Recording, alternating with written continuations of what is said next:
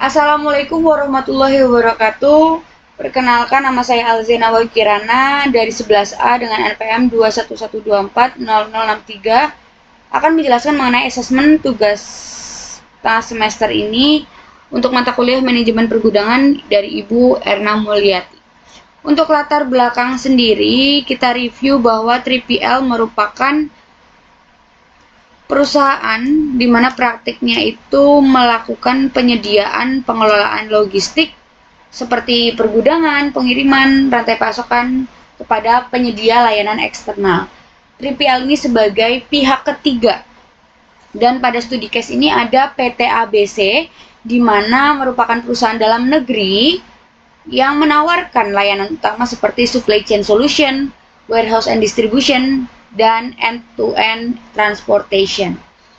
Namun terdapat permasalahan pada gudangnya, gudang yang menyimpan produk frozen food atau ayam.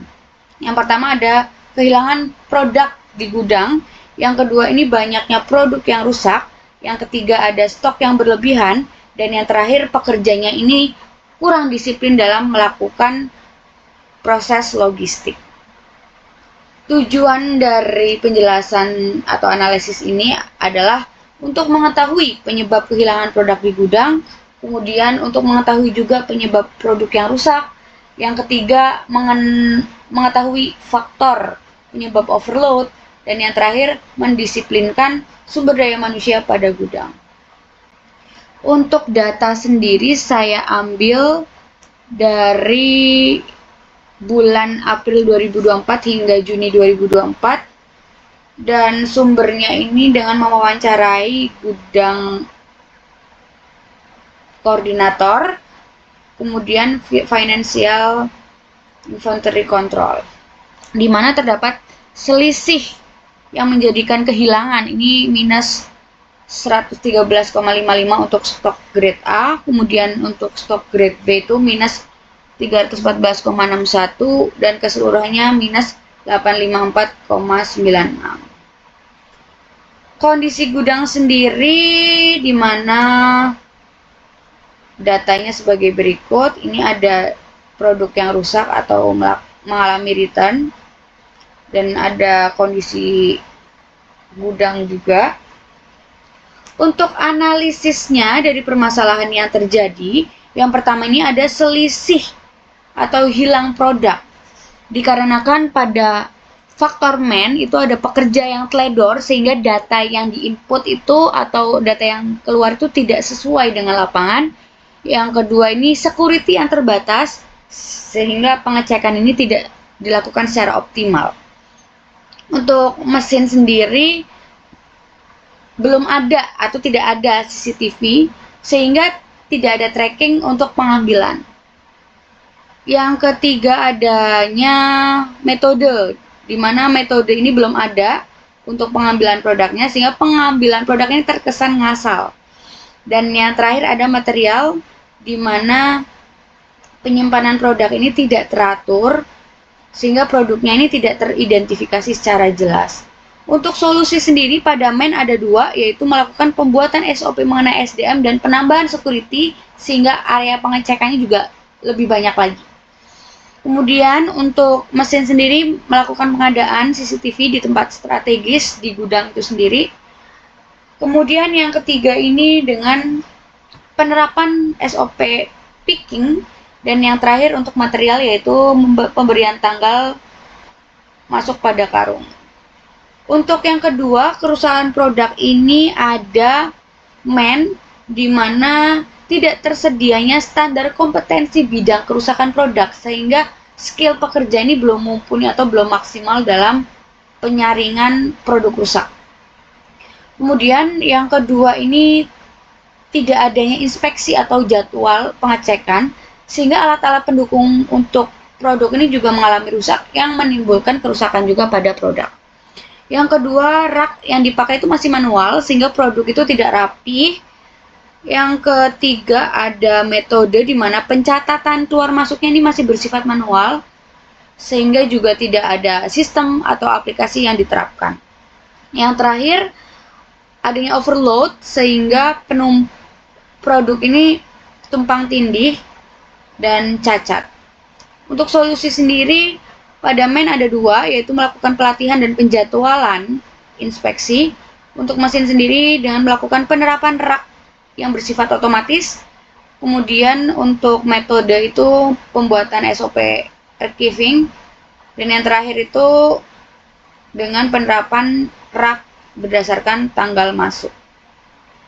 Untuk yang keempat, di mana faktor berlebih ini, stok berlebih ini dikarenakan penggunaan yang masih sederhana, sehingga belum ada otomatisasi yang baik, sehingga produknya ini masih cenderung asal di dalam gudang itu sendiri. Untuk solusinya, kita melakukan penerapan sistem FIFO atau first in first out, karena produk sendiri yang kita handle itu merupakan fast moving consumer goods, di mana harus segar, sehingga dengan penerapan FIFO ini bisa digabungkan dengan WMS atau Warehouse Management System, sehingga akan memudahkan manajemen stok, kemudian meningkatkan efisiensi operasional, kemudian juga dari produk yang segar ini akan meningkatkan atau memastikan kepuasan dari si pelanggan itu sendiri.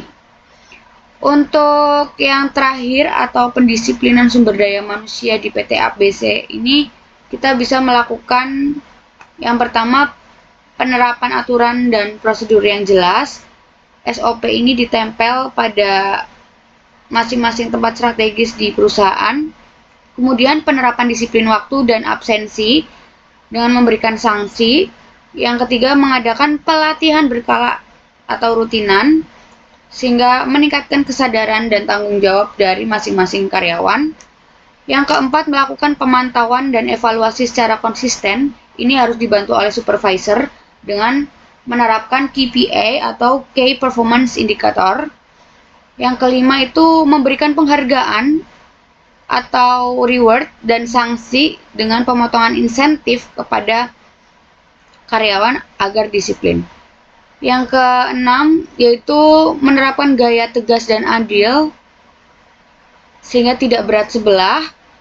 Kemudian ada membangun lingkungan kerja yang positif, di mana ini keterbukaan antara pemimpin dan seluruh elemen yang ada di gudang, khususnya produk frozen ayam ini. Dan yang terakhir, pemanfaatan WMS untuk memantau aktivitas dari kesalahan yang ada sehingga semuanya akan terminimalisir secara baik. Kesimpulannya yaitu kita harus menerapkan SOP baik secara SDM, kemudian secara material handling, kemudian picking, seperti itu.